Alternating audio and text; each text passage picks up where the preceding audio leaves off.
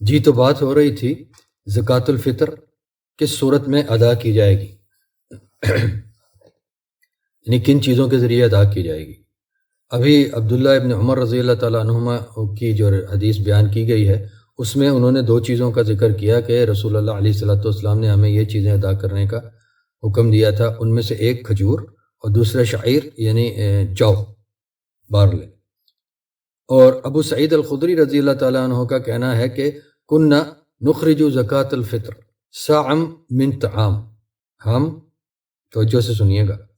ہم زکوٰۃ الفطر ادا کیا کرتے تھے، نکالا کرتے تھے صاعًا من طعام، کھانے کی چیز، کھانا ایک صاع، او صاعًا من شعیر، یا جو میں سے ایک صاع، او صاعًا من تمر، او یا کھجور میں سے ایک صاع۔ صاع پیمانہ ہے ایک، اس کا ذکر کیا جا چکا ہے تفصیل والے بیان میں کہ اگر ایک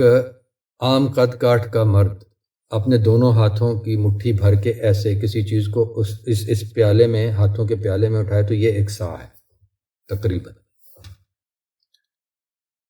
او صاعًا من اقط، یا خشک کیا ہوا دودھ جس میں سے بلائی وغیرہ نہ نکالی گئی ہو، اس دودھ کو خشک کر لیا جائے، اس کو عربی میں اقط کہتے ہیں، تو یا اقط کا ایک صاع، او صاعًا من زبیب، یا میوے کا ایک صاع، خشک میوہ نہیں ہوتا، میوہ جو خشک کیا ہوتا ہے اس کا ایک صاع۔ یہ بھی صحیح البخاری میں ہے یہ حدیث۔ تو یہ چیزیں ہمیں ملی احادیث کی روشنی میں، صحابہ رضی اللہ تعالیٰ عنہم اجمعین کے عمل کے مطابق کیا ہے کہ وہ زکوٰۃ الفطر کھانے ہی کی چیزوں پہ نکالا کرتے تھے۔ کس میں؟ کھجور، تمر، شعیر، جو، اور طعام کھانے کی کوئی بھی چیز، زبیب میوہ، اور اقط۔ تو صحابہ رضی اللہ تعالی عنہم اجمعین کے ان اقوال سے ہمیں یہ پتہ چلا کہ وہ نبی کریم علیہ الصلوۃ والسلام نے تو حکم دیا صاع من التمر او صاع من الشعیر، کھجور اور جو میں سے ایک ایک صاع نکالا جائے اور اسے فطرانے کے طور پہ ادا کیا جائے، اور صحابہ رضی اللہ تعالیٰ عنہ اجمعین کھانے کا ایک صاع، یا کھجور، جو، کھانا، میوہ اور اقط خشک کیا ہوا دودھ،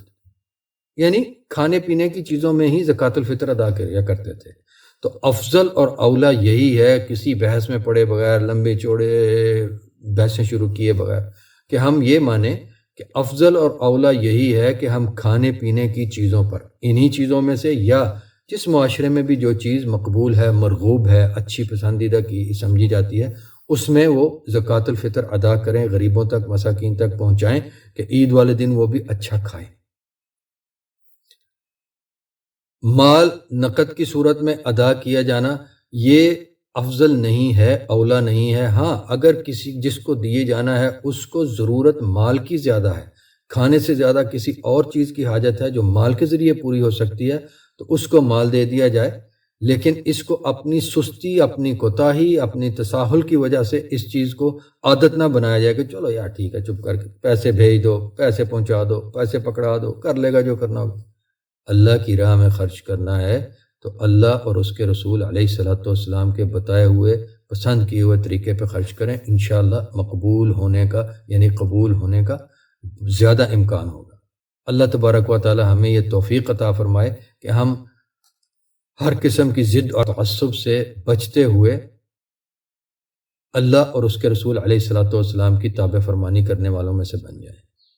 وصلی وسلم وبارک علی نبیہ محمد وعلی آلہ واصحابہ وازواجہ اجمعین۔ والسلام علیکم ورحمۃ اللہ وبرکاتہ۔